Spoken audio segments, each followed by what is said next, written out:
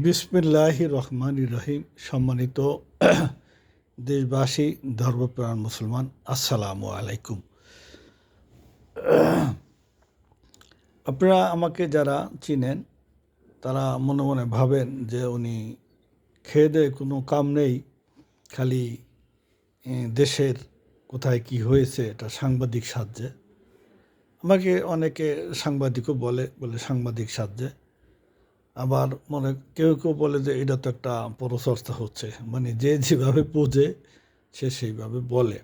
উনি তো কোরআন হাদিসের কথা বলতে পারে না। জি, কোরআন হাদিসের কথা বলতে পারি। কোরআন হাদিসের কথা বাহিরও অনেক কোরআন হাদিস থেকে তো অবশ্যই জ্ঞান অর্জন করা যায়, পারিপার্শ্বিক পরিস্থিতি থেকেও অনেক কিছু জ্ঞান অর্জন করা যায়।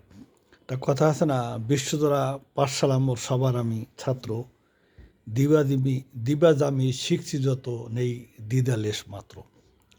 তা আমি এই মুহূর্তে পবিত্র কোরআনে পাক থেকে একটা আয়াত বলি। বিসমিল্লাহির রহমানির রহিম। ওয়ালাকুম ফিল কিসাসে হায়াতুন ইয়া উলিল আলবাব। হে জ্ঞানীগণ, কিসাস বা প্রতিশোধ নেওয়ার মধ্যে তোমাদের জন্য একটা জীবন নিহিত রয়েছে। ওয়ালাকুম ফিল কিসাসে হায়াতুন ইয়া উলিল আলবাব। এটা নিঃসন্দেহে কোরআনের আয়াত। তবে কোন পারা, কোন সূরা, কত নম্বর আয়াত, এগুলো যে আমি বলবো, আমি তো আমির হামজা না। আমি যদি আমির হামজা হতাম অথবা পেশাধারী বক্তা হতাম, তাহলে এগুলো মুখস্থ ঠোঁটস্থ করে মিডিয়ার মানুষের কাছে বলতাম। আমির হামজা দেখবেন যে যে কোনো কোরআনের আয়াত, সে হাফেজ, তার মেধাশক্তি বেশি। আয়াতটা কোন পাড়ায়, কোন সূরায়, কোন রুকুতে, কত নম্বর আয়াত, এগুলি সে তার মুখস্থ সে বলে। আমি তো আর আমির হামজা না। হ্যাঁ, যেহেতু আমি মিডিয়ার সামনে কথা বলতেছি, সেই হিসাবে আমি এই ওয়ালাকুম ফিল কিসাসে হায়াতুন ইয়া উলিল আলবাব, এটা কোন পাড়ায়, কোন সূরায়, কত নম্বর আয়াত, এতটুকু জিনিস আমি বের করে বলতে পারতাম।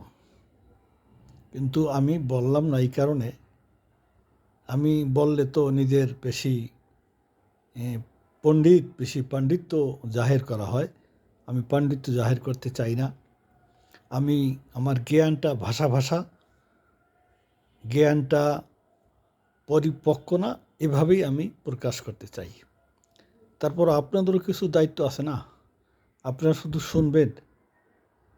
আপনারাও একটু চেষ্টা করেন, সার্চ দিয়ে বের করে দেখেন ওয়ালাকুম ফিল কিসাসে হায়াতুন ইয়া উলিল আলবাব, এই আয়াতটা কোন পাড়ায়, কোন সূরায় এবং কত নম্বর আয়াত, আপনারা একটু চেষ্টা করেন।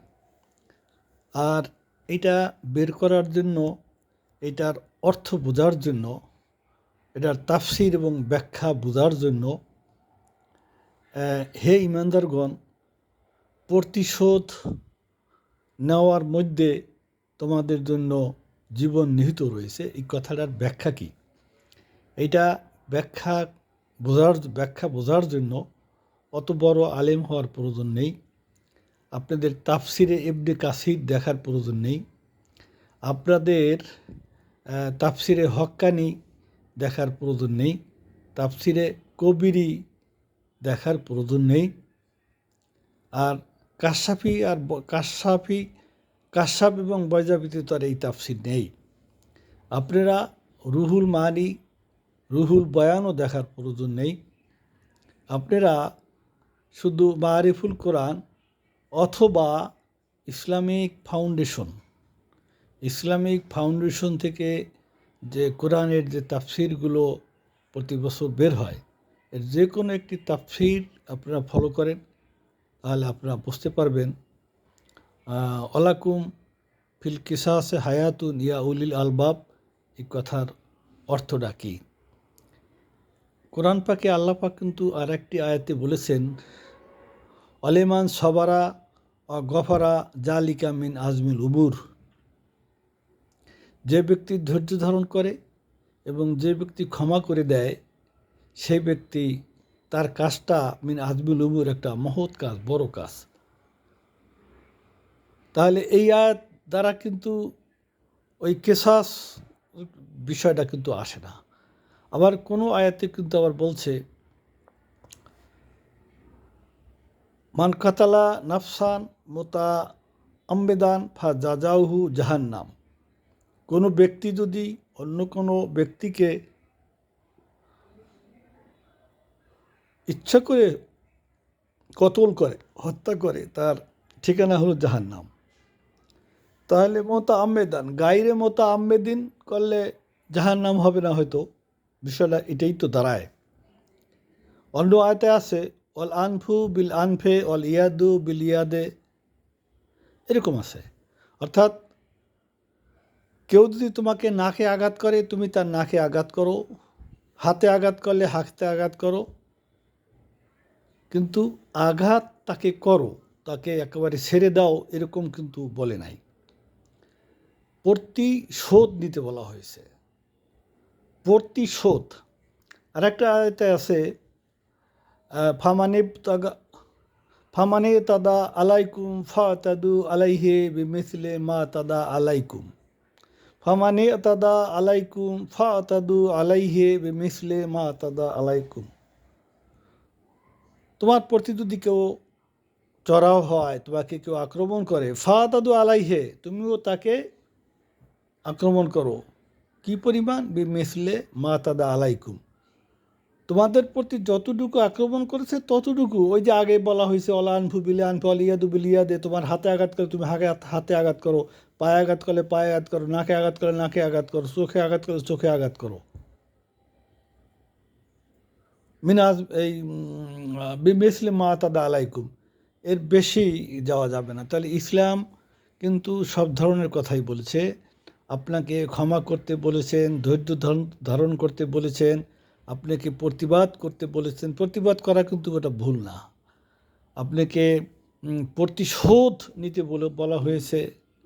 ইসলাম কিন্তু প্রতিবাদ, ইসলামে কোরআন এবং হাদিসে কিন্তু প্রতিবাদ করতে বলা হয়েছে, প্রতিশোধও নিতে বলা হয়েছে।